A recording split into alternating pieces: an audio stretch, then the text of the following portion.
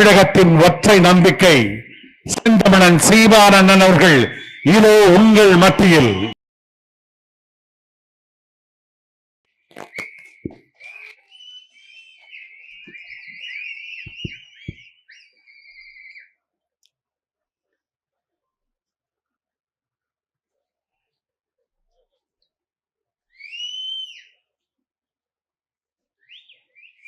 நெசவாளர்களின் வாழ்வுரிமையை பாதுகாப்போம் என்று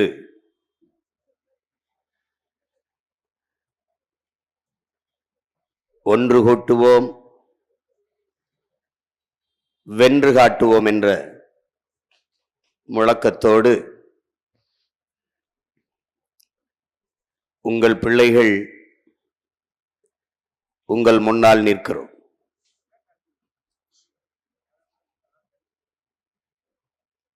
உழைக்கும் மக்களே, எங்கள் உயிர் சொந்தங்களே, உங்கள் அனைவருக்கும் என்னுடைய அன்பும் வணக்கமும்.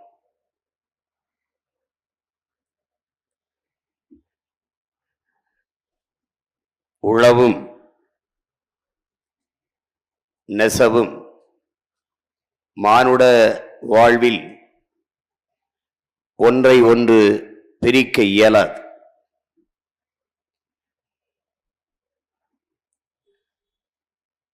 உழவர்குடியோன்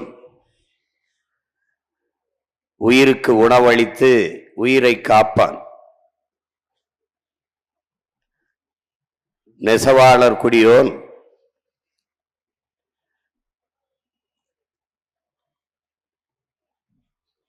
உடலுக்கு உடை கொடுத்து மானத்தை காப்பான்.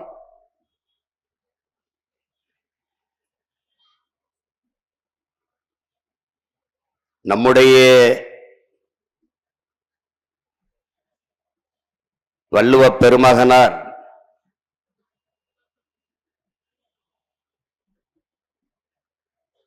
கொடுப்பது அழுக்கறுப்பான் சுற்றம், உடுப்பதும் உண்பதும் இன்றி கெடும் என்று போதிக்கிறார். அவர் முதலில் உழவை பாடவில்லை, உணவை பாடவில்லை.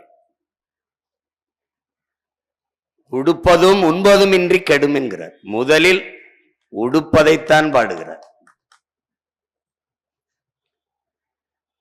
மயிர் நீப்பின் உயிர் வாழா கவரிமா, அன்னார் உயிர் நீப்பர் மானம் வரின்.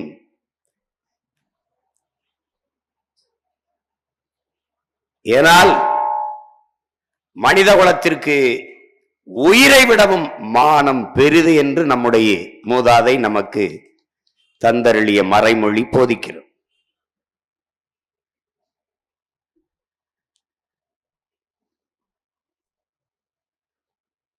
நம்முடைய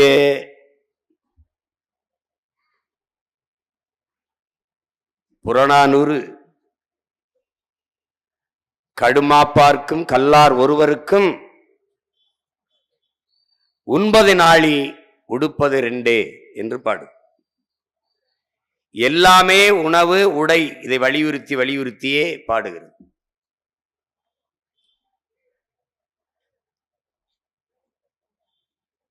இங்கே காணொளியில் நீங்கள் பார்த்தது போல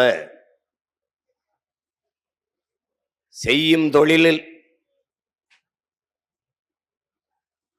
சிறப்பாய்ந்து பார்த்தால் நெய்யும் தொழிலுக்கு நிகர் இல்லை. உலகத்தில் நெய்யும் தொழிலுக்கு நிகர் இல்லை. மானம் எவ்வளவு பெரியது! எங்கள் உயிர் தலைவன் மேதகுவே பிரபாகரன் அவர்கள் நிலமற்ற இனமும் நிர்வாண உடலும் உலகில் அவமானகரமானதுங்கிறது.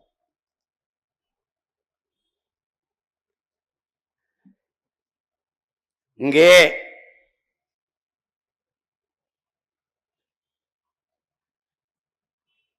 மனிதர்களை விலங்குகளிடமிருந்து பிரித்து காட்டுவது உடைதான்.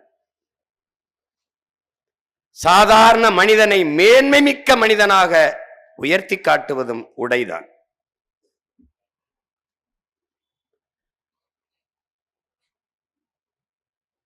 அந்த உடையை கொடுத்து மனிதனை மேன்மை மிக்க சிறப்பு மிக்க மனிதனாக உயர்த்தி காட்டுபவன் உழைக்கும் நெசவாளர் குடிதான் என்பதை என்னிலும் இளைய தம்பிதங்கைகள் புரிந்து கொள்ள வேண்டும்.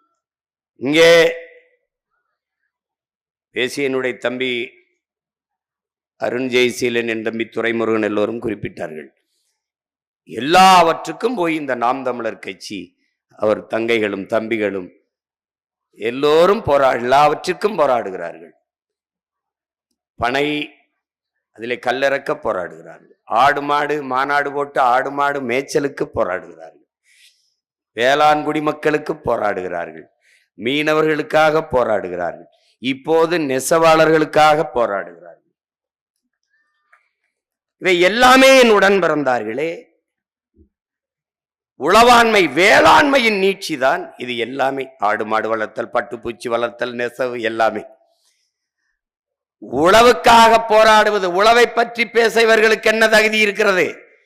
பசிக்கு உணவு உண்கிற ஒவ்வொருவனுக்கும் உழவின் அவசியம் இருக்கிறது. உழவை பற்றி பேச தகுதி இருக்கிறது. மானத்தை மறைக்க உடை உடுத்துகிற ஒவ்வொருவனுக்கும் நெசவின் அருமை இருக்கிறது. நெசவை பற்றி பேச தகுதி இருக்கிறது. நான் பசிக்கு உணவு உண்கிறேன், என் மானத்தை மறைக்க உடை அணிகிறேன். அதற்காக உழவர் குடிக்கும் நெசவாளர் குடிக்கும் நன்றியோடு களத்திலே நின்று உரிமைக்காக போராடுக.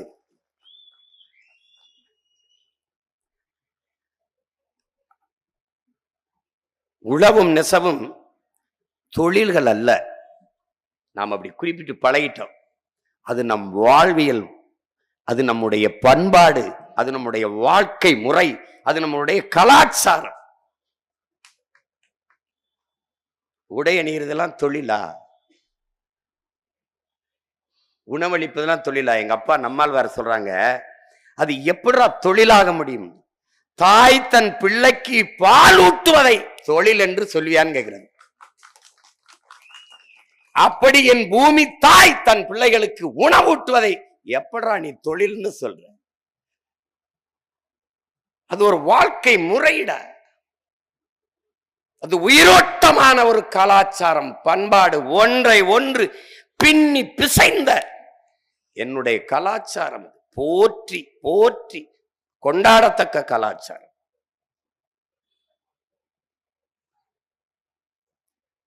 எனவே உழவனும் நெசவனும் மானுடன் அல்ல, நாம் போற்றி கொண்டாட வேண்டிய தெய்வங்கள் என்பதை அறிவார்ந்த தமிழ் சமூகத்தின் பிள்ளைகள், என்னிலும் என் இளையோர்கள் அறிந்து தெளியன். நம்முடைய பாட்டன் பாரதி இளையை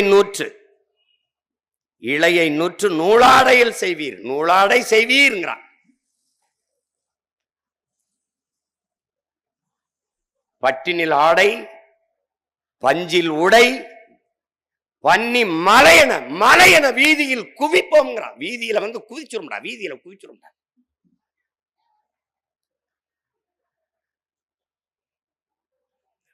குவிச்சு வைடாங்கிறான். அப்ப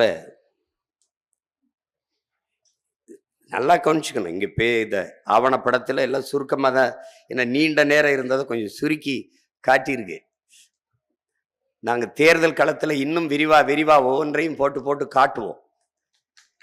நீ நம்ப மறுக்கிறீல்ல நான் எப்படி ஆட்சி செய்வேன் அப்படின்னு. இது மாதிரி போட்டு காட்டுவேன்.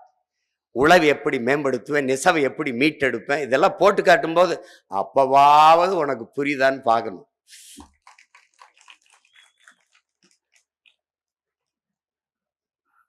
அப்ப ஆதியில் நமக்கு வந்து பருத்தி இல்லை. அப்ப இலை, அதான் அந்த இலையை நூற்றுங்கிறான் பாரு நம்ம பாரதி, நம்ம பாட்டன். இலை தழை இதுகளை எடுத்து, புற்கள் எடுத்து, மிருகங்களின் முடிகளை எடுத்து, தோள்களை எடுத்து, ஏன் எலியின் முடியில கூட நூல் எடுத்திருக்கான். இது யார் இதற்கு முன்மாதிரி? இப்படி பண்ணலான்ட்டு பனையில் இருந்து விழுகிற பன்னாடை இருக்கிற மட்டைக்கு மட்டை இடையில இருக்கிற ஒரு கருக்கு பன்னாடை இருக்கிற அதை பார்த்து நூலாடை இது இருக்கு பாருங்க, சிலந்தி பண்ற நூல், அதை பார்த்து சிலந்தியினுடைய கூட்டை பார்த்து இதுல இருந்தா அவை உந்து முன்மாதிரியா பாக்குறான். இந்த மாதிரி நம்ம செய்யக்கூடாதா, இது மாதிரி செய்யக்கூடாதா? அப்படி பார்த்து பார்த்து குருவிகள் கூடு கட்டுறத பாக்குறான். தூக்கணாங்குருவி எல்லாம் பாரு எப்படி பண்ணுது பாரு.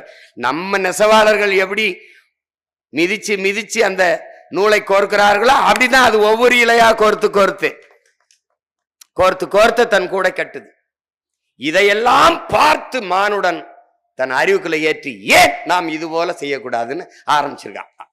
அப்ப நமக்கு நெசவின் முன்னோடி யார்? பறவை. நமக்கு முன்னோடி யார்? இவன் தான் கத்து கொடுத்துருக்கான்.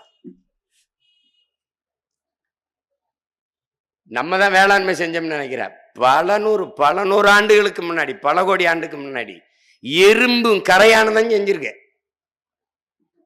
ஐயா நக்கீரன் அவர்களுடைய 6 கால் மனிதர்கள் எறும்பு, அதை படிச்சீங்கன்னா போதும். அதுல எழுதியிருக்காரு, முதலாக வேளாண்மையை கண்டுபிடிச்சது அவன் தான். அவனுக்கு இந்த காளான் ரொம்ப பிடிக்குது. அவன் என்ன பண்றான், அந்த செடி இந்த இலைகளை போய் வெட்டிட்டு வந்து அவன் கட்டியிருக்கிற வீடு இருக்குல்ல அதுக்குள்ள போட்டு மக்க வைக்கிறான். ஒரு பகுதியில அது மக்கி மண்ணோடு மண்ண போனா காளானா முளைச்சு வரும்போது காத்திருந்து அதை விருப்ப உணவாக விருந்து போல உண்டுருக்கான். முதலா வேளாண்மை செஞ்சது எறும்பு தான். அதனால எறும்பு போல நசுக்கிருக்கனால இந்த எந்த எறும்பையும் பேசிடாத நீ. அவனுக்கு முன்னாடி ஒரு துரும்பு. உனக்கு புரியுதுன்னு நினைக்கிறேன். அப்படி வந்து அப்ப முதல்ல அவன் நமக்கு மானத்தை மறைச்சுக்கணும்லாம் அவன் தோணல. அவனுக்கு அந்த தட்பவெப்பத்தை அவனால சமாளிக்க முடியல. அதற்குத்தான் ஆடை தேடி இருக்கான். அப்ப எல்லா காலத்திலையும் வெப்ப காலத்துல தோல் உடை பொருந்தல அவனுக்கு. குளிர்காலத்துக்கு அது சரியா இருக்குது, வெப்ப காலத்துக்கு பொருந்தல. அப்ப ஒவ்வொன்னா தேடி தேடி தேடி கண்டுபிடிச்சு வந்திருக்கான். அந்த மரபில் வந்தவன் தான் நம்ம. காடுகள் இருக்கும்போது ஒண்ணுமில்ல, சும்மா சில கொடி இந்த இலை தலையை கட்டிக்கிட்டு சுத்தி இருப்போம். நம்ம ஆதிவாசிகள் படம்னு சொல்லிட்டு நம்ம பார்க்கணும்ல, அது மாதிரி பிற்காலத்துல மெதுவாக மெதுவாக ஆடு மாடுகளை மேய்க்க தொடங்கினோம்ல ஆயர்குடி. அங்கு தோலாடையை அணிந்து கீழே மருத நிலத்திற்கு வந்து வேளாண்மை செய்ய தொடங்கும் போதுதான் பருத்தி நூலாடைக்கே நம்ம வர்றோம். அங்குதான் நெசவு தொடங்குது. அதுல முதல்ல மரப்பட்டையிலிருந்து நார் எடுத்து நம்ம உடை செஞ்சிருக்கோம். மரநாரும் மலையுறை குறவர்னு நற்றினை பாடுது. மலையில நார் எடுத்து மலையில் வாழ்ந்த குறவர்கள் ஆடை செய்து போட்டிருந்தாங்கன்னு தான் சொல்லுது. அது மலையிலிருந்து வந்தவன் தான் நம்ம எல்லாரும், குறவர் குடி தான் நம்ம எல்லாரும். இன்னைக்கு எந்த குடின்னு தெரியாம டாஸ்மார்க்ல குடியா நின்றுகிட்டு இருக்கோமே ஒழிய ஒன்றும் பண்ண முடியாது. அதை ஒன்றும் பண்ண முடியாது. இந்த ஆடை என்பது ஆழ்ந்து கவனிக்கணும். நம்ம பேசி எல்லாரும் தம்பி ஆள் பாதி ஆடை பாதின்ட்டார். ஆடையற்ற மனிதன் அரை மனிதன் என்று நமது முன்னோர்கள் சொல்லி வச்சிருக்க. அதுல அவரவர் தகுதிக்கு ஏற்ப இந்த ஆடையில 6 வகையா பிரிக்கிறான். 1 மானத்தை காக்குறது, 2வது அழகை கூட்டுறது, 3வது அந்த ஆடை இருக்குல்ல அது தன்னியல்பை காட்டுறது, தன்னியல்பை காட்டும். ஆடை தன்னுடைய அழகை காட்டும். அதுக்கப்புறம் அணிந்திருக்காம பாரு அவனுடைய அழகை கூட்டும். அதுக்கப்புறம் கலை நயம், அதுக்கப்புறம் தட்பவெப்ப சூழலுக்கு ஏற்ப பாதுகாப்பு. இத்தனை தன்மையும் ஒரு உடை, ஒரு ட்ரெஸ்ங்கிற ஆடை அதுக்குள்ள இருக்கு. நீ பெருமைக்கு 2 கோடி ரூபாய்க்கும் கோட் சுட்டு போடுவ, 20 ரூபாய்க்கும் கையில் வாங்கிட்டு திரிவேன், அது வேற.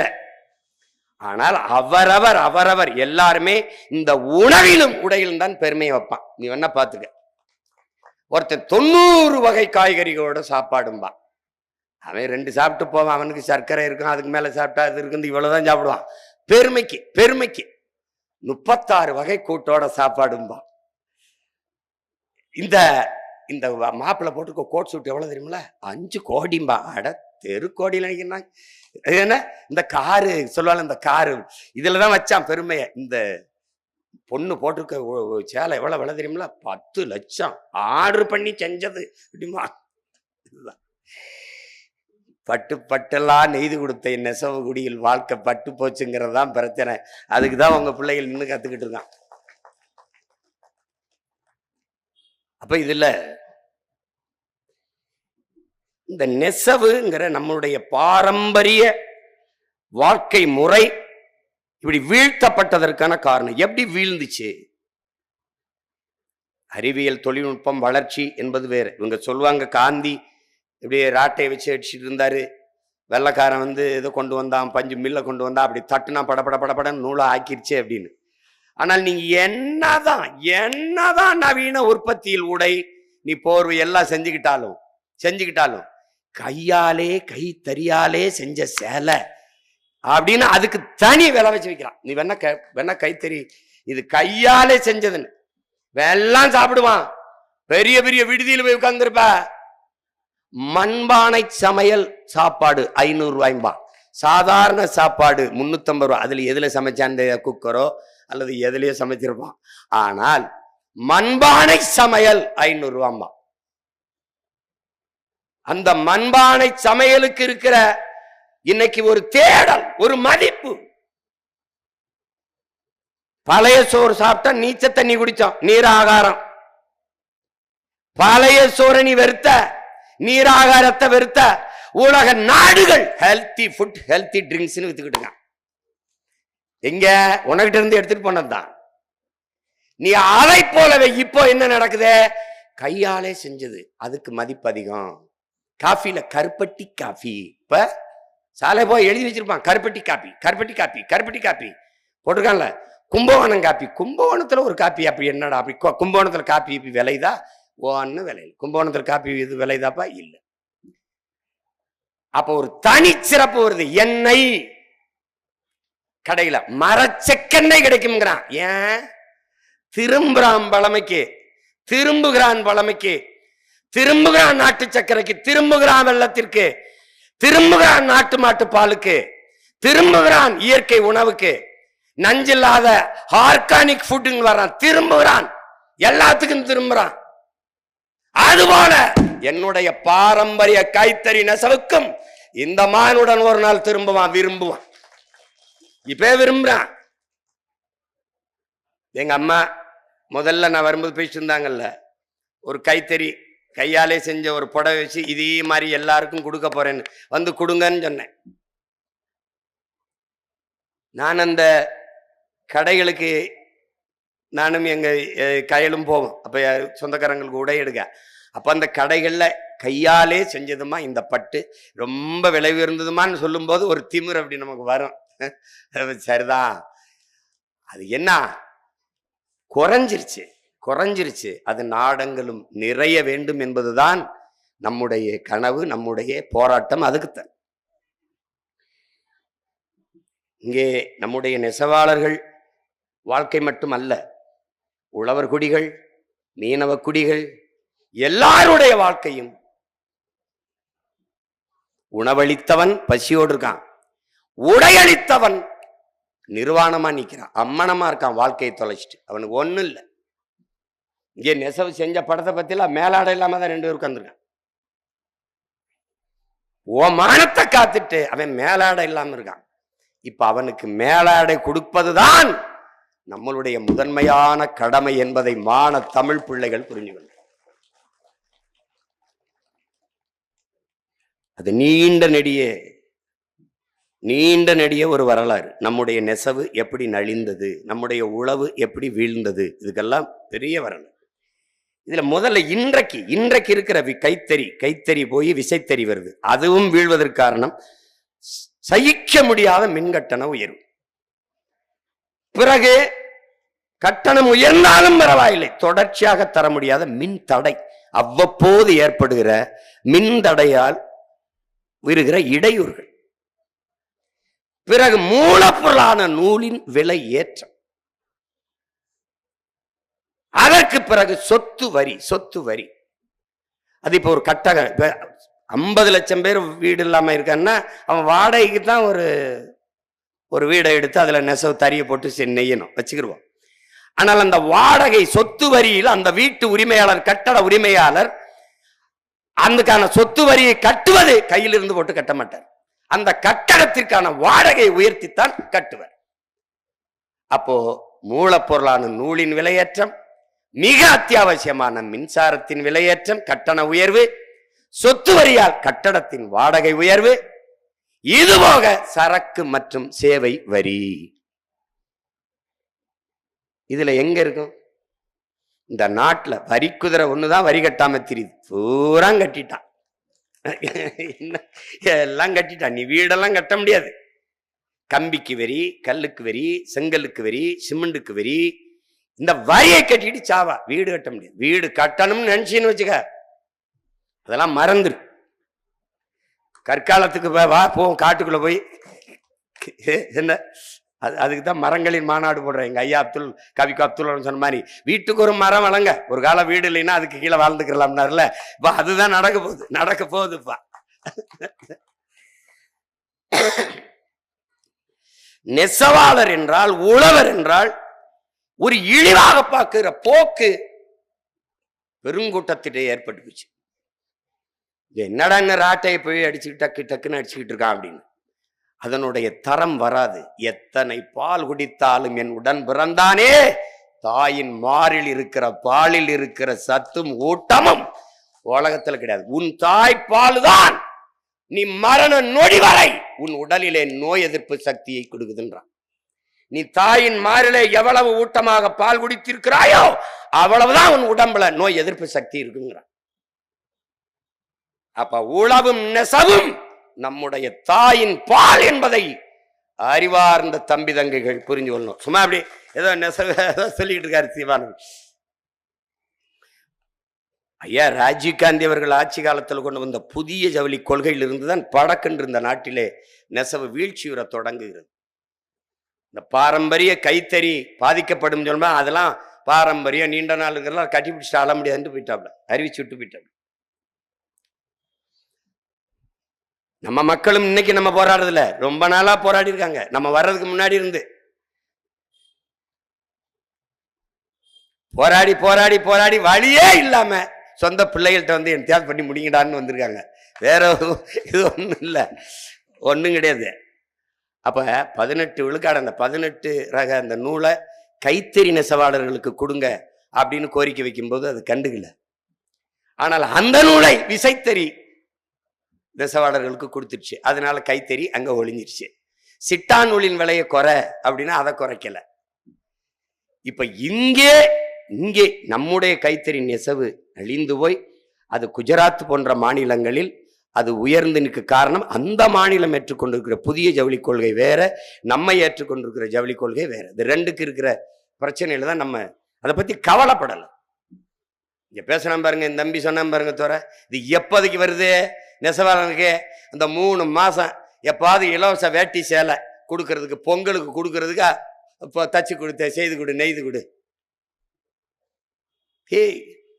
ஒரு நாளைக்கு 2 சேலை 100 ரூபா தானே, 200 ரூபாய்க்கு ஒரு நெசவாளன் உழைச்சி இது பண்ண முடியும்னா எப்படி வாழ்வாதாரம் எப்படி இருக்கும்?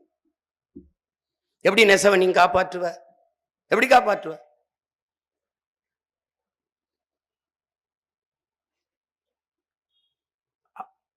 ஆயிரக்கணக்கா இருந்த 1100 ஆலைகள் வெறும் 500 ஆலைகளுக்கு மேல மூடப்பட்டுருச்சு. பருத்தி வேளாண்மை நின்றுச்சு. பருத்தியை விளை வைக்க முடியாது. பருத்தி எங்க விளையுது? நீ இந்த படத்துல காட்டின மாதிரி பருத்திலாம் இப்ப இல்லை. அது மரபணு மாற்றப்பட்டு குட்டையா வந்துடுச்சு. முன்னாடிலாம் பருத்தி மாற அரிச்சு நாங்க அடுக்குவோம். பருத்தி உள்ள நின்றுக்கிட்டு பறிப்போம். பருத்தி மாற அடிச்சு போற குவிச்சு வைப்போம். அதுலதான் நாங்க அடுப்பறிப்போம், நெல்ல வைப்போம். அவ்வளவு உயரத்திற்கும் பருத்தி மாற அரிக்கிறதே ஒரு பெரிய வேலை. ஆனா இன்னைக்கு பருத்தி மாறல, செடி, குட்டை செடி. பருத்தி வேளாண்மை ஒளிந்து போனது. குறிப்பாக இந்த கரிச நிலக்காடு, நம்ம ஊர் அருப்புக்கோட்டை, ராமநாதபுரம், இந்த மாதிரி கருமண்ணில் இருக்கு பாருங்க, கருப்பு மண், இதுலதான் பருத்தி கோவையெல்லாம் செழித்து வளரும். அதனாலதான் தமிழ்நாட்டின் மான்செஸ்டர் நம்ம கோவை. இன்னைக்கு எங்க இருக்கு பருத்தி? எங்க விளையுதா? ஒண்ணும் இல்லை. எல்லாவற்றையும் இழந்துட்டோம். அப்ப வேளாண்மை, பருத்தி வேளாண்மை ஒழியுது, அது அழியுது, நமக்கு நெசவுக்கான நூல் இல்லாம போகுது. அப்ப ஒன்றை ஒன்று சார்ந்து இருக்குது. உழவும் நெசவும் ஒன்றை ஒன்று பிரிக்க முடியாது. உணவும் உடையும் ஒன்றை ஒன்று பிரிக்க முடியாது. அப்ப இந்த சூழல்ல இதை எப்படி சரி பண்றது? அதானே இங்க முதன்மையானதா இருக்கு. எப்படி சரி பண்றது? இது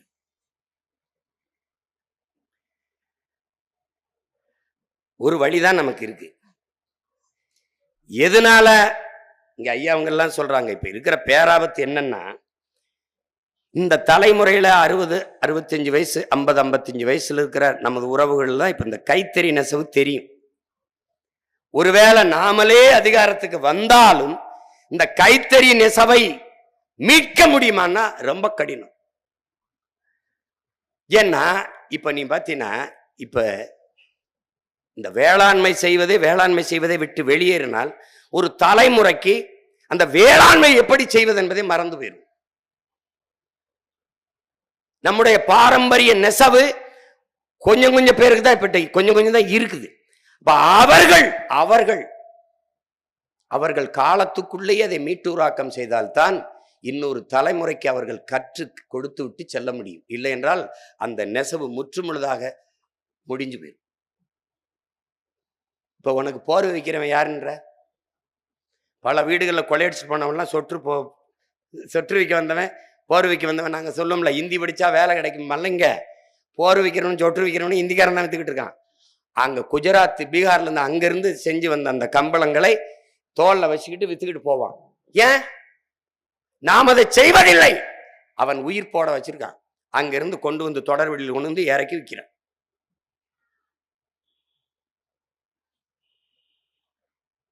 நீ இப்படியே போனாய் என்றால் என்னோடு சென்னைக்கு வா, என் வாகனத்துல உட்கார்ந்துக்க. நான் என் வீட்டில இருந்து அலுவலகத்துக்கு போற வரைக்கும் என்னோட வா. வரும்போது எத்தனை நிறுத்தத்துல நான் நிக்கிறேன்னு பாரு. எல்லா நிறுத்தத்திலையும் கையேந்தி பிச்சை எடுக்கிறவன் யாருன்னு பாரு. அவ்வளவும் இந்திக்காரன். இதுல இருந்து என்ன தெரியுது? ஏன் வந்தான்? பிச்சை எடுப்பதையும் ஒரு தொழிலாக மாற்றி கொண்டாந்து இறக்கி அதுக்கு ஒரு முகவர், இந்த பகுதி அவனுக்கு, இந்த பகுதி அவனுக்கு. கை குழந்தையோட பார்க்கும்போது பதறும். எப்ப பார்த்தாலும் இந்த குழந்தை படுத்தேதான் இருக்கும். அப்ப என்ன கொடுத்துருக்க? எந்திரிக்காது, அழாது, அப்படியே தூங்கிட்டே இருக்கும். பாவம் போல கையேந்திக்கிட்டே இருப்பாங்க பெண்கள். சரி, நம்ம வழி இல்லாம காசு கொடுத்துட்டே இருப்போம். இதுல இருந்து நீ ஒன்றை தெரிந்துக்க, இனி உனக்கு பிச்சை எடுக்கிற வேலை கூட இருக்காது இந்த நாட்டில். அதையும் அவன் எடுத்துருவான்.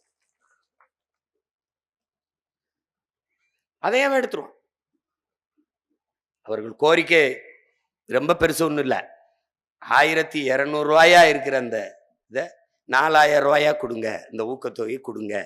60 வயசுக்குள்ள இருந்து விசைத்தறி ஒரு கைத்தறி தொழிலாளி இறந்து போனால், நெசவாளர் இறந்துட்டா, அவனுக்கு 2 லட்சம் ரூபாய் இழப்பு. 2 லட்சம் ரூபாய் ரொம்ப ரொம்ப. கள்ளச்சாராயம் குடிச்சு செத்தவனுக்கே 10 லட்சம் கொடுக்கும் போது என்ன நான் சொல்றது? நெசவாளன் நம்ம ஆளுக அப்படி ரொம்ப. அதனாலதான் நான் கூட சொன்னேன், சாகிறது தற்கொலை பண்ணி சாகிறதுனா விஷம் குடிச்சு செத்துறாத, கள்ளச்சாராயமாவது குடிச்சிச்சா வீட்டுக்காவது ஒரு 10 லட்சம் போய் சேரும். ஒரு நெசவாளன், மானுடனின் மானம் காத்த ஒரு நெசவாளனுடைய மரணத்திற்கு ஒரு 2 லட்சம்ங்கிறது ரொம்ப கம்மி தான். அவர்களுடைய அதிகபட்ச கோரிக்கை இதுதான். அதிகபட்ச கோரிக்கையே இதுதான். அதுக்கப்புறம் மீன்பிடி தடை காலங்களில் நம் மீனவர்களுக்கு ஒரு இழப்பீடு, ஒரு ஊக்கத்தொகை கொடுப்பது போல நெசவாளர்களுக்கு ஒரு ஊக்கத்தொகையை, உதவித்தொகையை கொடுங்கள்னு சொல்றாங்க. அது இந்த அரசு பாரு நம்ம நெசவை எப்படி பண்ணுதுன்னு. நான் கஷ்டப்பட்டு உழைச்சு ரத்தத்தை வேர்வையா சிந்தி நான் பாடுபட்டு விளைய வச்சு கொடுத்த நெல்லை கொண்டு வந்து அரிசியை இலவசம்னு கொடுத்துருது. நான் கஷ்டப்பட்டு நெய்து கொடுக்கிற ஆடையை கொண்டு வந்து இலவசம்னு கொடுத்துருது. அதனால இந்த உழவுக்கும் நெசவுக்கும் மதிப்பு இல்லாது போயிருது. உங்களுக்கு புரியுதுன்னு சொல்றேன். டாட்டா இறந்து போயிட்டார்ல, டாட்டா சொல்றாரு, நீ இந்த இலவசத்தை நிப்பாட்டு. அதுவும் குறிப்பா ரேஷன் கடையில், அந்த அரிசி கடையில உணவுப் பொருளை கொடுக்குறீங்களா, அதை நிப்பாட்டுங்கிற. அது இலவசம் கிடைக்கிறனாலதான் அவன் குடியின் பக்கம் போறான். 300, 400, 500 ரூபாய் குடிச்சு அழிக்கிறான். நீங்க இந்த இலவசத்தை இப்படி கேள்வி பாட்டு பாருங்களேன். என் உடன் பிறந்தார்கள் இப்படி கேள்வி கேளுங்க. அண்ணன் என்ன இப்படி கேள்வி கேட்கணும்? தீபாவளிக்கு பொங்கலுக்கு ஒரே நாள்ல தமிழ்நாட்டில் எவ்வளவு டாஸ்மார்க் வியாபாரம் நினைக்கிறேன்?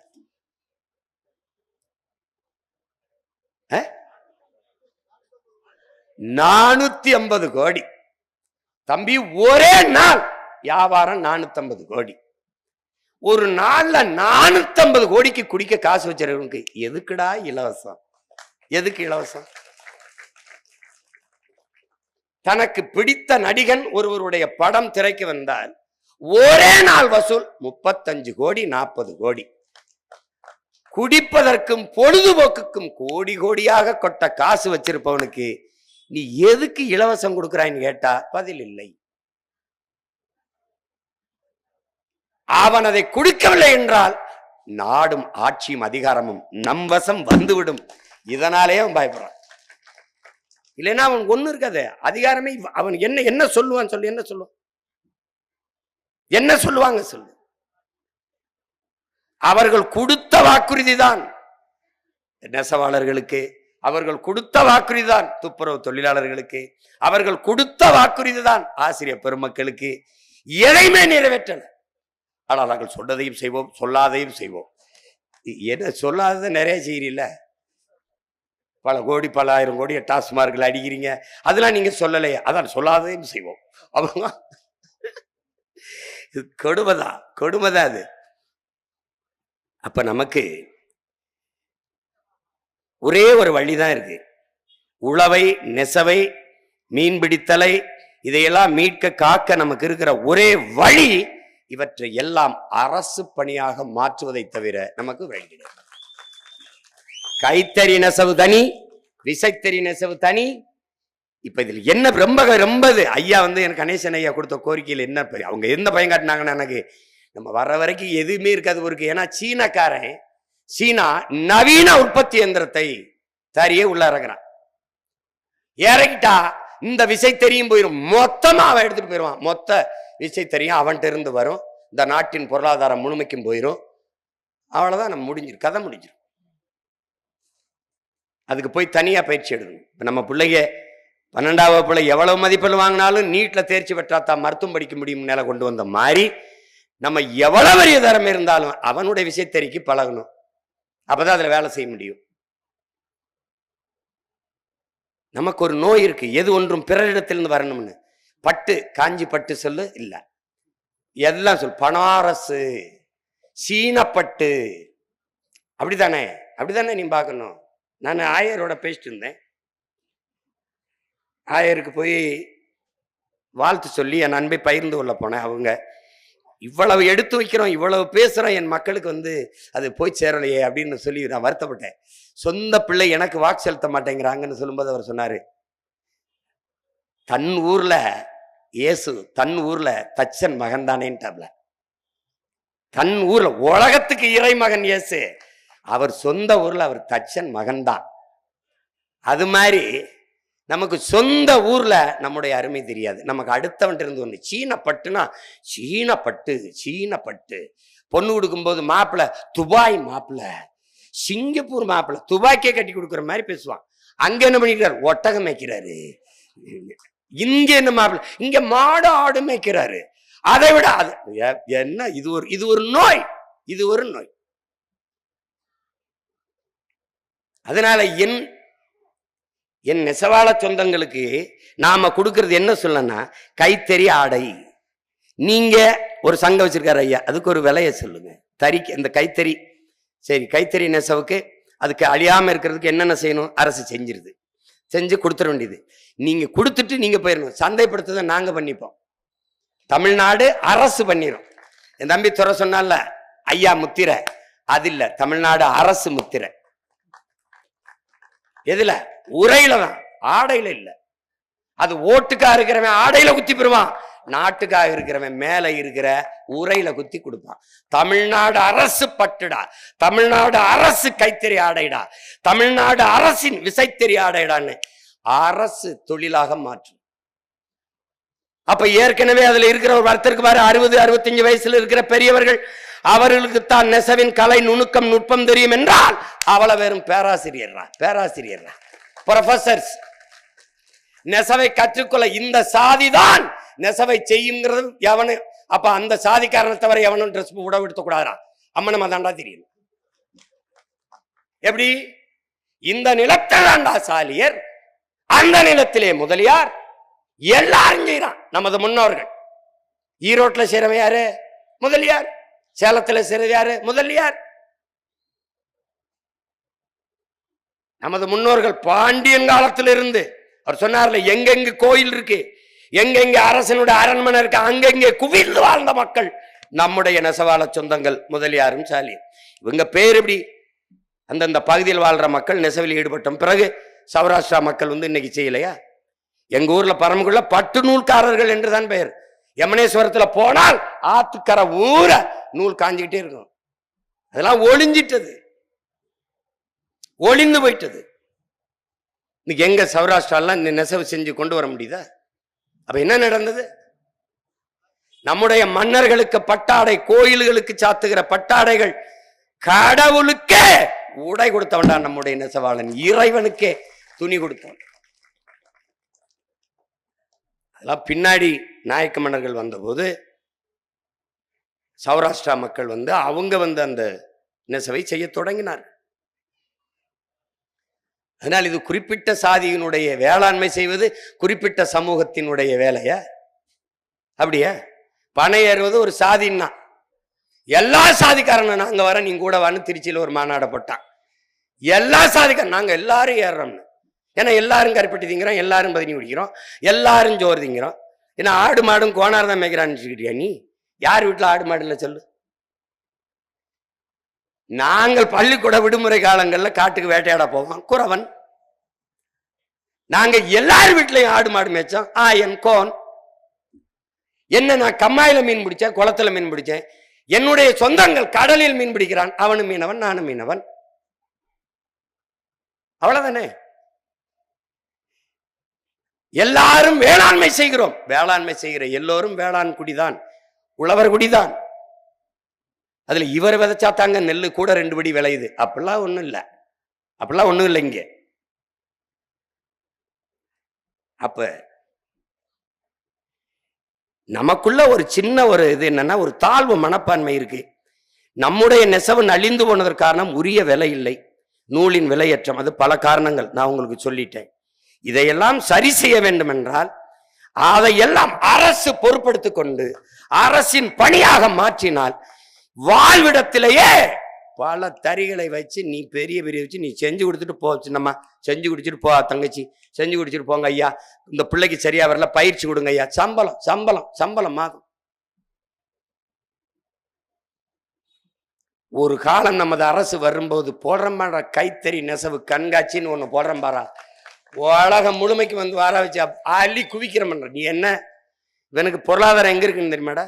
சாராய கடை விட்டு நான் வருவானடாவே, சாராய கடையை வச்சு ஒரு கிலோ தக்காளி 200 ரூபாய்னு, ஏ தக்காளி 200 200 200. வெங்காயம், ஐயோ வெங்காயம் விலை ஏறிடுச்சுன்னு வெங்காயத்தை கூட விளை வைக்க முடியல இவ்வளவு பெரிய நாட்டால. இப்ப தெரியுது அந்த நாட்டை யார் ஆள்றான்னு? நீ ஐயா நரேந்திர மோடி நினைச்சுக்கிட்டு இருந்த. ஐயா ட்ரம்ப்டா, ட்ரம்ப்.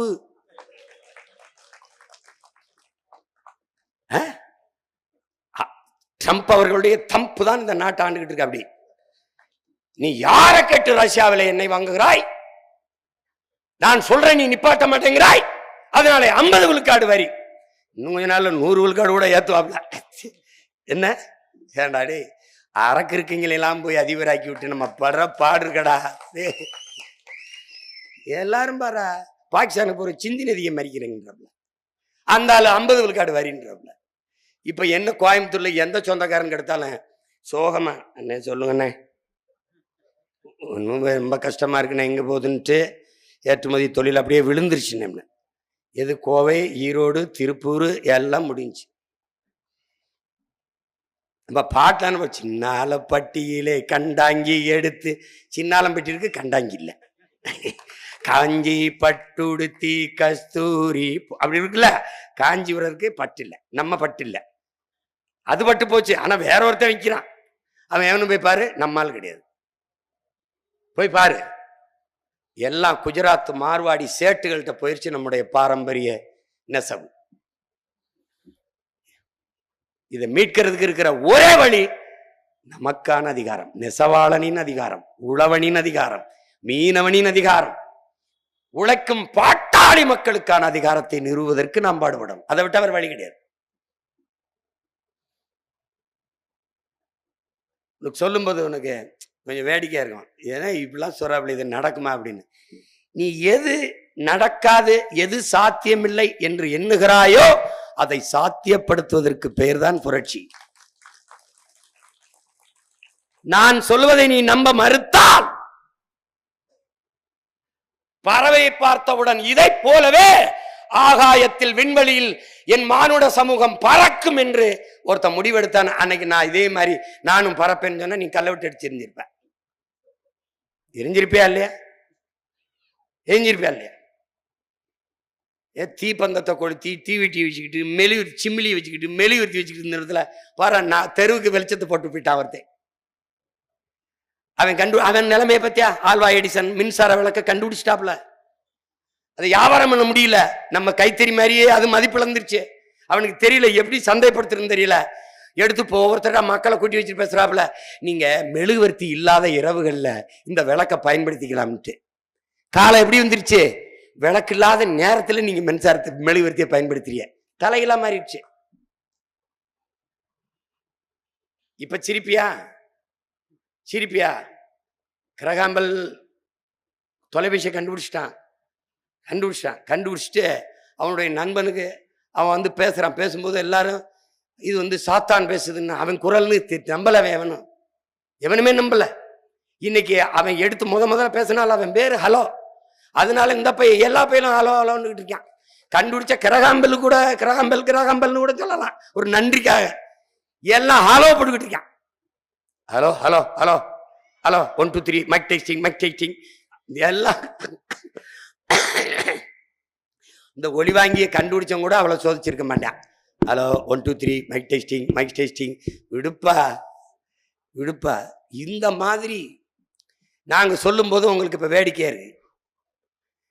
நீ எழுதி வச்சுக்க, ஒரு நாள் உங்கள் மகன் அதிகாரத்துக்கு வந்த பிறகு நெய்தல் அங்காடி, குறிஞ்சி அங்காடி, மருதம் அங்காடி, எல்லாவற்றையும் உருவாக்கி எல்லாவற்றையும் அரசு பணியாக மாற்றுவேன். நீ நினைக்கிற நீ என்ன அரசு பணியா மாற்றுவேங்கிறாரு. இந்த 100 நாள் வேலை திட்டத்துக்கு போறிய, அதை யாரு கொடுக்குறா? அரசு. எவ்வளவு கொடுக்குது? 300 ரூபாய். அதை ஆக்கப்பூர்வமாக மாற்றி நம்மளால் செயல்படுத்த முடியாதா? உனக்கு ஒரு நோய் இருக்கு, காசுனாலும் அரசாங்க காசா இருக்கணும், காசுனாலும் கவர்மெண்ட் காசா இருக்கணும் அப்படின்னு உனக்கு இருக்குது. நீ இதெல்லாம் வேளாண்மை செய்வது, பட்டுப்பூச்சி வளர்ப்பது, மீன் வளர்ப்பது, நெசவு செய்வது, ஆடு மாடு வளர்ப்பது, நாட்டுக்கோழி வளர்ப்பது, இது எல்லாமே உனக்கு கேவலமா இருக்குது. ஆனா சாராய கடையில சாராயம் ஊத்தி கொடுக்கறது மட்டும் கௌரவமா இருக்குது. இப்படி அது மட்டும் இப்படி பெருமையா இருக்கு. அது மட்டும் எப்படி? சாராயம் ஊத்தி கொடுப்பவன் அரசு வேலை பார்க்கும் போது உலகத்திற்கு சாப்பாடு போடுகிற சம்சாரி அரசு வேலையா இருக்கக்கூடாதா?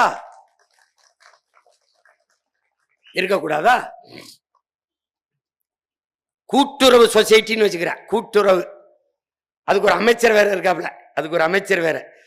அந்த கூட்டுறவு வங்கியில கூட்டுறவு சொசைட்டில வேலை பார்க்கிறவன் அரசு வேலை. அந்த கூட்டுறவுக்கு ஆடையை நெய்து கொண்டு கொடுக்கிறவன் அரசு பணியாளராக இருக்கக்கூடாதா?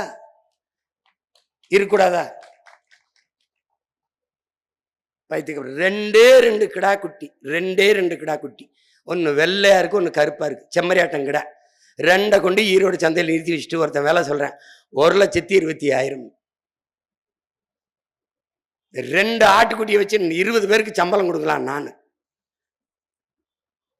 என்ன நீ நினைச்சிருக்க? வருவாய் எங்க இருக்குன்னு தெரியல. 1 கிலோ கறி 1,800 ரூபாய்க்கு வந்துருச்சு. நாட்டுக்கோழி கறி 650 ரூபாய்க்கு வந்துருச்சு. அப்ப எங்க இருக்கு? என் மீனவன் இப்படி போறதுனால அவன் நேற்று வரைக்கும் 14 பேரை கைது பண்ணிருக்கான். நம்மால என்ன கடிதம் எழுதிட்டாப்ல. நீ முதலமைச்சரை தேர்வு பண்ணா போஸ்ட் மாஸ்டர் தேர்வு பண்ணி வச்சுப்புற. அவர் ஒவ்வொரு முறையும் கடிதம் போட்டு இருக்காப்ல. இம்முறை கொஞ்சம் கடுமையா எழுதியிருக்காப்ல. இது தொடர்ந்து நான் எழுதுறேன், நீங்க ஒரு கவனம் எடுக்க, ஒரு மரியாதை.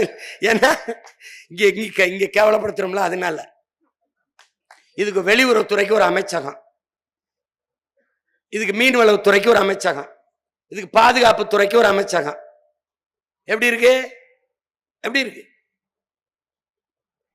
இப்ப நான் முதலமைச்சர் ஆயிட்டேன், உங்க மகன் முதலமைச்சர் ஆயிட்டேன், என் மீனவனை தொற்றுவான் கைது பண்ணுவான்னு நினைக்கிறியா? இந்த மாதிரி இந்த கைது பண்ணால நேத்து அவ எங்க கைது பண்ணிருக்கான்னு நினைக்கிறா? கச்சத்தீவுக்கு அருகில் மீன் பிடிக்கும் போது கைது பண்ணிருக்கான். கச்சத்தீவு யாரோடது? நம்மோடது.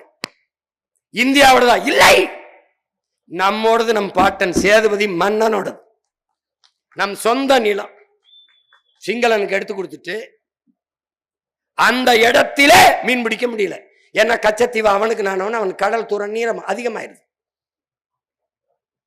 சொந்த நாட்டு மக்களை பாதுகாப்பாத ஒரு ராணுவம், சொந்த நாட்டு மக்களுக்கு பாதுகாப்பு கொடுக்காத ராணுவம், கைது பண்ணும் போது தன் நாட்டு குடிகளை தொடர்ந்து கைது பண்ணி அவமதிக்கிற சிங்கள அரசை, இலங்கை அரசை கண்டிக்காத ஒரு அரசு எப்படி? அப்படின்னா நம்மள என்ன நினைக்குது? மதிக்கல, நம்மளை இந்த நாட்டின் குடிகளாக இந்த ஆட்சியாளர்கள் ஏற்கல. அதான் உண்மை, அதான் உண்மை.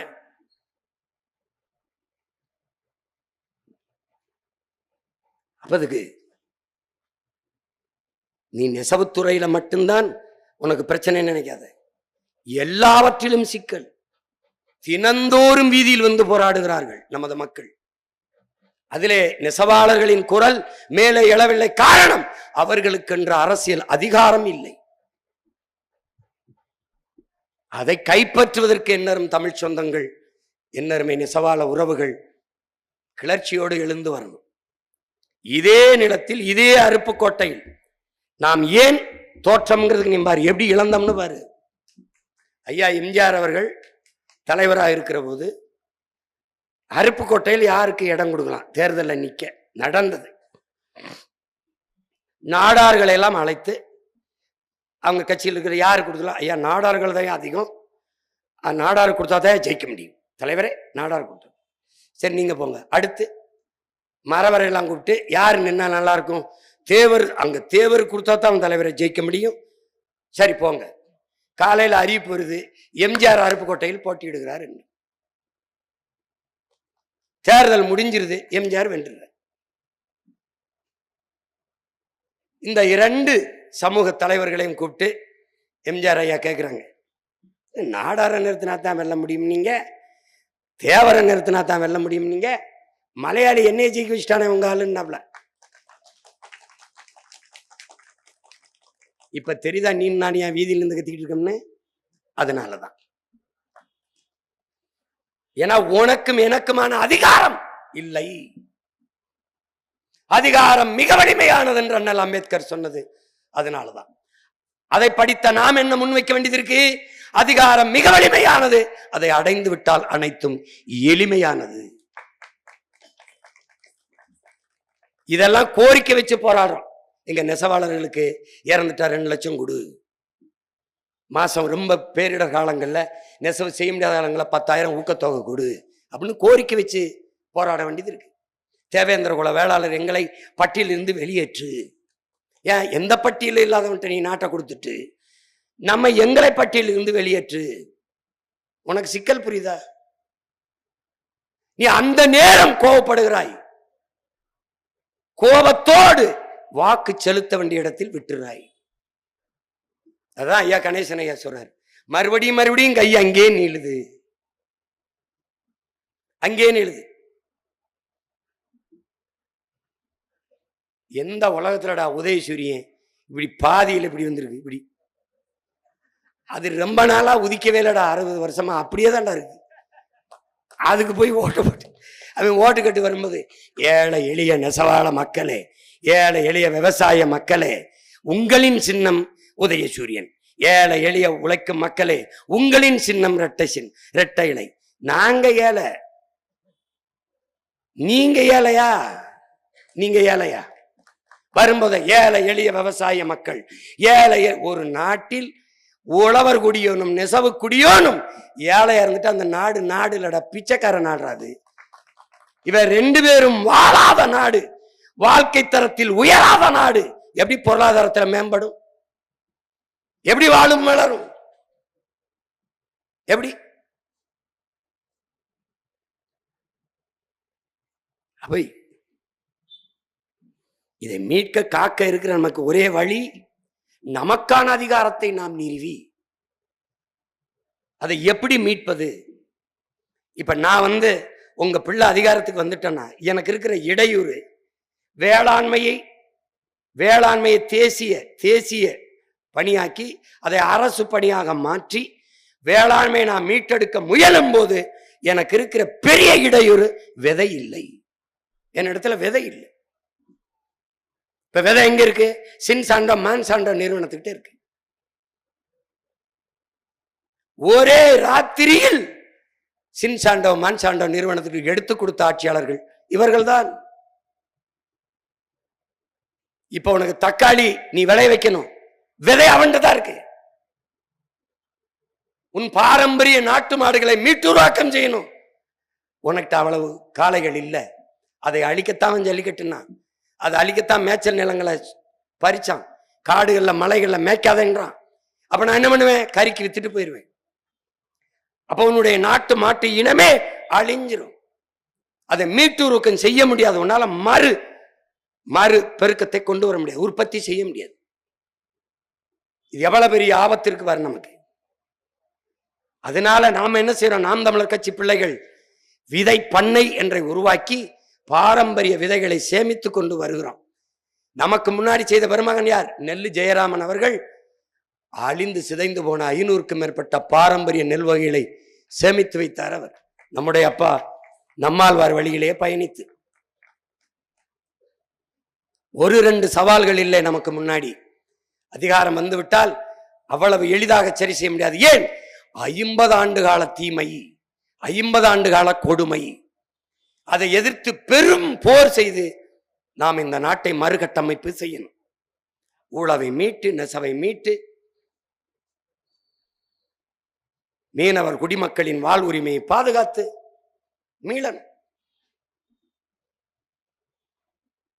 அப்ப இவ்வளவு பெரிய பெரும் சுமையை சுமந்து கொண்டு நிற்கிற பிள்ளைகள் நாம்.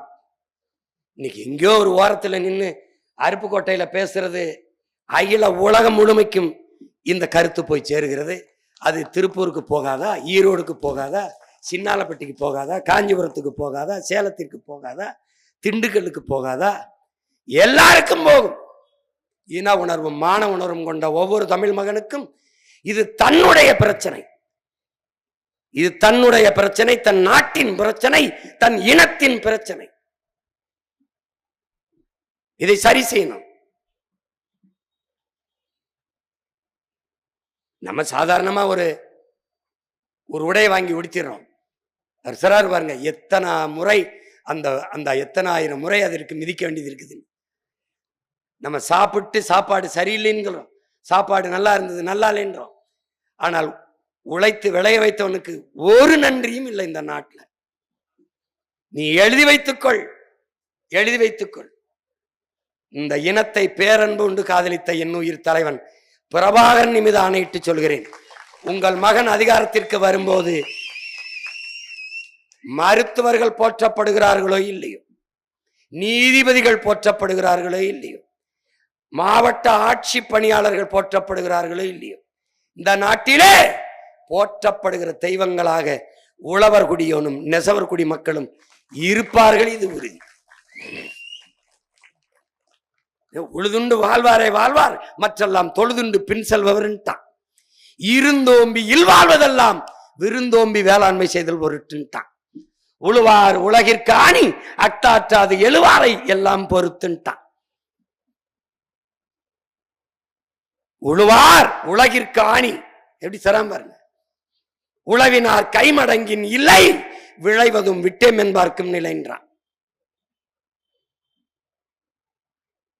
அந்த உழவர் குடியும் நெசவுக்குடியும் போற்றப்படுகிற சமூகம்தான் பண்பாடு கொண்ட சமூக மேம்பாடு பெற்ற நாகரிகம் பெற்ற சமூகமாக வாழ். உணவு இல்லைனால் பசி கொலை கொள்ள, நெசமா இல்லைன்னா உடை இல்லை, மான மரியாதை இழந்து திரிய வேண்டியதான், திரிய வேண்டியதான்.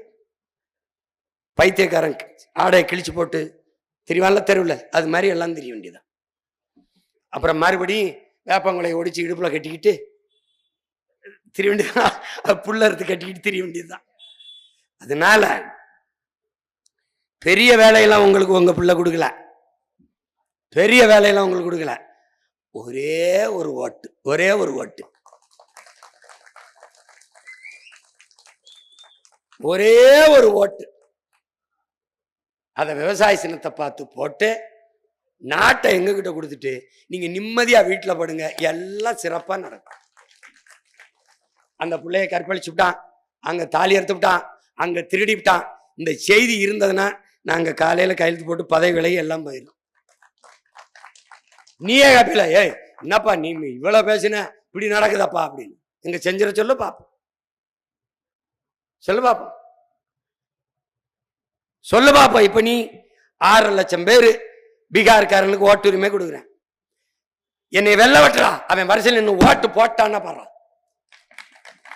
போட்டுருவா நீ, போட்டுருவா போட்டுருவா நீ, போட்டுருவாங்க. வந்த வழியை பெட்டியை சீட்டி கிளம்பிடுவான். நீ என்ன இங்க பாரு, நான் பதவியேற்று நாற்காலியில உட்கார வேணாம் என்புடன் பிறந்தவனை, பேரன்பு மிக்க பெற்றவர்களை, வாக்கு எண்ணி வென்றுட்டான் வென்றுட்டான் வந்துட்டான் கிளம்பிடுவான். நீ முன்னணி முன்னணின்னு மட்டும் சொல்லு, எங்க போய் நிக்கிறான்னு தெரியாது. நான் சொல்றது உனக்கு சிரிப்பா இருக்குல்ல, வேடிக்கையா இருக்கு, ஆனாலும் உனக்கு என்னை விட்டா நாதி கிடையாது. நீங்க பாரு, மாட்டை நாங்க கருதறுத்துட்டு நிலத்துல மேய விடுவோம், முளைக்குச்சிய நடு வயல்ல அடிச்சிருவோம். அவர் வயலங்க மேய்ஞ்சிட்டு முளைக்குச்சி எங்க இருக்கு அங்க வந்து படுத்துருவாரு. இப்ப இந்த இன மக்களுக்கு இருக்கிற ஒரே முளைக்குச்சி உன் மயன்தான். இங்கே நிப்பேன், நீ அங்க ரெட்டலைக்கு போட்டு, உதயசூரியனுக்கு போட்டு, தாமரைக்கு போட்டு, கைக்கு போட்டு, கடைசியா வந்து அப்பா அப்படின்னு முளைக்குச்சி இருக்கிற இடத்துல விவசாயத்துக்கு போட்டுருவேன். விவசாயிக்கே போட்டு வழியே கிடையாது, நீ உனக்கு வழியே கிடையாது. உனக்கு யார் இருக்கா சொல்லு? உன் இனத்தை அவமதித்து ஒரு படத்தை எடுத்து உன் நாட்டிலே ஓட்டி காசு எடுத்துட்டு போயிட முடியும்னு நினைச்சு கிங்டம்னு ஒரு படத்தை எடுத்து வெளியிட்டிருக்காங்க. பல முறை இந்த மாதிரி வர படங்களுக்கு நாங்கள் மட்டுமே சண்டை போட்டு நீட்டிருக்கோம். இப்ப நான் தொடர்ச்சியா தேவேந்திர சொந்தங்களை பட்டியலிருந்து வெளியேற்ற சொல்லி மாடு மேய்க்கிற போராட்டம், நெசவு போராட்டம், இப்படி தொடர்ச்சியா களத்துல நின்றுட்டதுனால அவன் பாரு ஒரு இடத்துல எடுக்கிறான், ஒரு இடத்துல ஓட்டுறான். அப்ப என்ன துணிவு? கேட்க நாதி இல்லை உனக்கு. உன் இனத்தின் வரலாற்றை அவன் தவறாக பதிவு செய்து காசு பண்ணிட முடியும்னு எப்படி துணிவு வருது? எப்படி துணிவு வருது? தமிழர்கள் தங்கம் கடத்துகிறார்கள், தமிழர்கள் போதைப் பொருள் கடத்துகிறார்கள் எடுக்கிற நீ, அந்த தமிழர்களை ஈழத்தமிழர்களை அடிமைப்படுத்தி வச்சிருக்காருன்னு வரலாற்றை மாற்றி எடுக்கிற நீ, உண்மையான வரலாற்றை எடுக்க முடியுமா? அப்ப சிங்கள தமிழர்களை கொடுமைப்படுத்தல, சிங்களம் தமிழர்களை அடிமைப்படுத்தல, அதை சொல்ல உனக்கு துணிவில்லை. துணிவில்லை. இதை ஏண்டா செய்யறான்னு கேட்க தமிழனுக்கு நாதி இல்ல. ஒரே நாள்ல 5 லட்சத்திற்கும் மேற்பட்ட மக்களை லால்பூர் ஸ்ரீமாவோ பண்டாரநாயக்க ஒப்பந்தத்திலே ஒரே ராத்திரியில் குடியேற்றவர்களாக்கி நாடற்றவர்களாக்கி இந்த ஊர்ல இறக்கி விட்டு போன நாடா இந்தியா. அதை எடுப்பியா? விமர்சிச்சு எடுப்பியா? இங்க வந்து இறக்கி விட்டானு, குடியிருக்க வீடு கொடுத்தானா, பிழைக்க பொழப்பு கொடுத்தானா, அவன் எங்க இருக்கான்னு சொல்ல அவனே, அது சொல்ல பாப்போம். மலையகத்தில் வாழ்கிற மக்கள், இந்திய மக்கள், இந்த நாட்டு மக்கள், தமிழ்நாட்டு மக்கள், என் சொந்த பந்தங்களை வெள்ளக்காரன் தேயிலை தோட்டத்தில் வேலை செய்ய கூட்டிட்டு போனான் கூலியா. கண்டி நுவரெலியால வாழ்ற பகுதிகள் வாழ்கிற மக்கள் இந்த மண்ணின் குடிகள், ஈழத்தில் வாழ்கிற மக்கள் அந்த மண்ணின் பூர்வீக குடிகள். என் இனத்தை நான் அடிமைப்படுத்தினேன், என் இனத்தை நான் கொடுமைப்படுத்தினேன், நீ வரலாற்றை பதிவு பண்ணி வைக்கிற? எப்படி பதிவு பண்ற?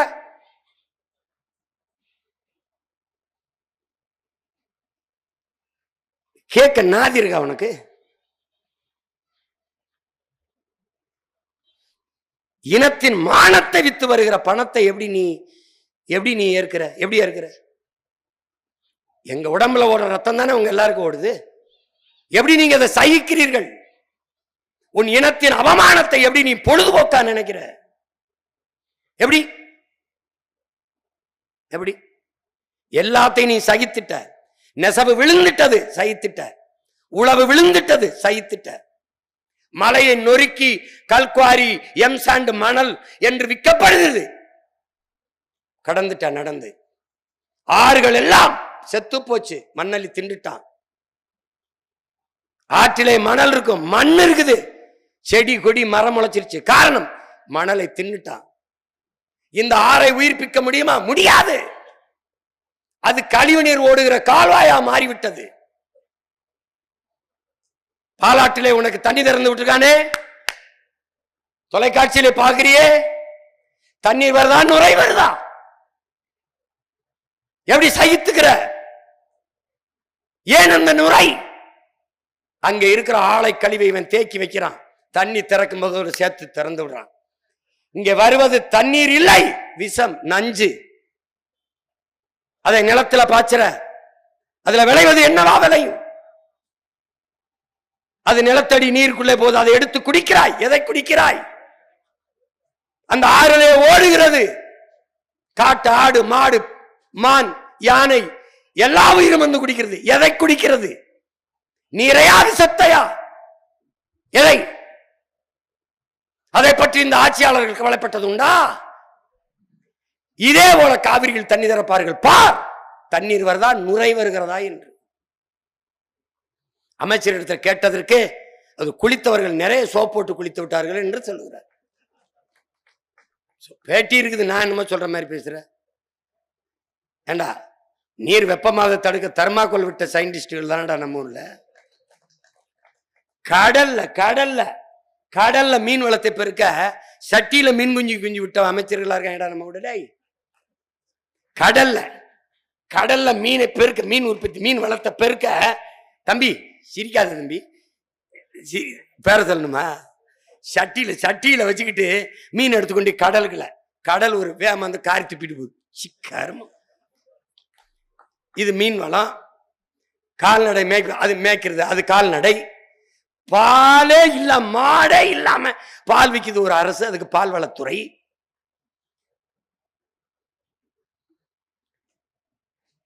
அப்பா, என் பங்காளி வடிவேல் சொல்ற இப்பவே கண்ணை கட்டுதே அப்படிங்கிற மாதிரி.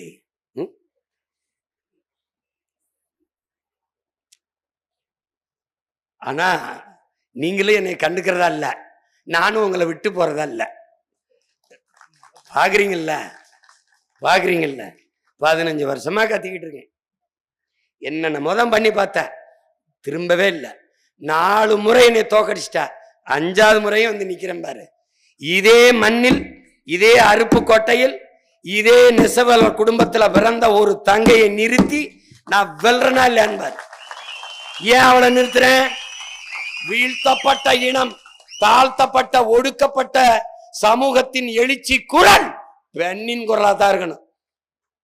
அதுக்காகத்தான் ஒரு நன்கு படித்த நெசவனா என்னன்னு தெரிஞ்ச ஒரு தங்கத்தை நிறுத்தி வச்சு வெல்ல வச்சு, நீ போய் பேசு, நெசவை பத்தி பேசு. தான் உலகம் நடந்தது. நியூசிலாந்துல பார்த்திருப்ப, பழங்குடி மக்களில் ஒரு பாராளுமன்ற உறுப்பினராக வந்த 22 வயசு பெண், அந்த பாராளுமன்றத்தில் அவ பாரம்பரிய பாட்டை பாடி உலகத்தை திரும்ப வச்சிட்டா.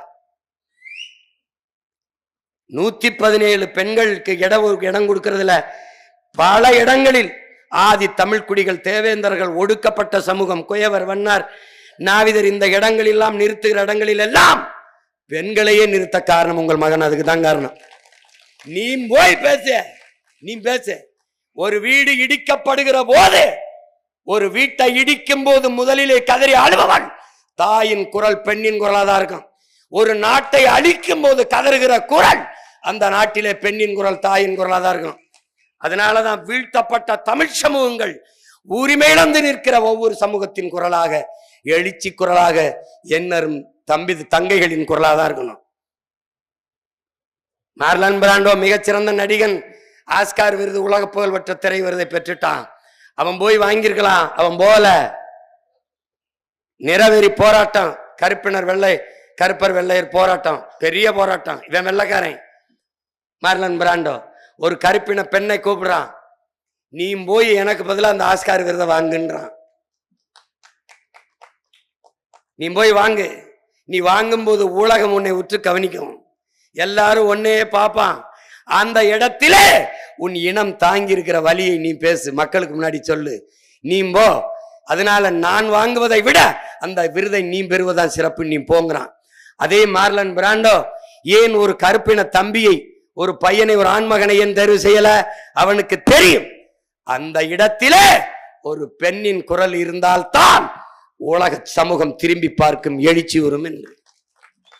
என்னரும் தம்பி தங்கைகளை வியட்நாம் விடுதலைக்கு போராடுகிற போது கியூபக் என்கிற அந்த ஒரு பெண், கிம்புக் என்கிற ஒரு பெண், கிம்புக் அவ பேரு, 13 வயசு சிறுமி, உடல்ல ஒரு உடையும் இல்லை, அப்படி அமிலத்தால் வெந்து கதறி ஓடி வருகிற கருப்பு வெள்ளை படம், வண்ண படம் இல்ல, கருப்பு வெள்ளை படம் அச்சானது ஏடுகளில். உலகம் கொந்தளிச்சிட்டது. எல்லோரும் அந்த நாட்டின் விடுதலைக்கு குரல் கொடுத்தான். நாடு விடுதலை அடைஞ்சிருச்சு. ஓடி வந்த குழந்தை பெண் குழந்தை என்பதால் அவ்வளவு பேரெழுச்சி நிகழ்ந்தது. அவனே ஒரு ஆண் குழந்தைனா கூட இவ்வளவு ஈர்ப்பு இருந்திருக்காது. அதனால்தான் இந்த நிலத்திலே எங்களுடைய நெசவு பிள்ளைகளே ஒரு பிள்ளையை நான் நிறுத்துறேன். போட்டியா நீ யார வேணாலும் நிறுத்திக்க. மோதிரம். நெசவாளியின் சின்னமும் விவசாயி தான், மீனவனின் சின்னமும் விவசாயி தான், தச்சனின் சின்னமும் விவசாயி தான், தானி ஓட்டுபவனின் சின்னமும் விவசாயி தான். இதுல இருந்து என்ன தெரியணும்? உழைக்கும் மக்களின் ஒரு சின்னம் விவசாயி. அதை கவனத்தில் வச்சுக்கிட்டு இந்த தேர்தலிலே வாக்கு செலுத்தி உங்கள் பிள்ளை எங்களை வெற்றி பெற செய்ய வேண்டும். நெசவு தழைக்க, உழவு தழைக்க, மக்களின் வாழ்க்கை சிறக்க உங்கள் பிள்ளைகள் எங்களை வெற்றி பெற செய்யுங்கள். அறிவார்ந்த தமிழ் சமூக சொந்தங்களே, நம் இலக்கு ஒன்றுதான், இனத்தின் விடுதலை. இனம் வென்றாவோம், இலக்கை வென்றாவோம். தமிழ்தாய் வாழ்க, தலைவர் பிரபாகரன் வாழ்க. நாம் தமிழர்.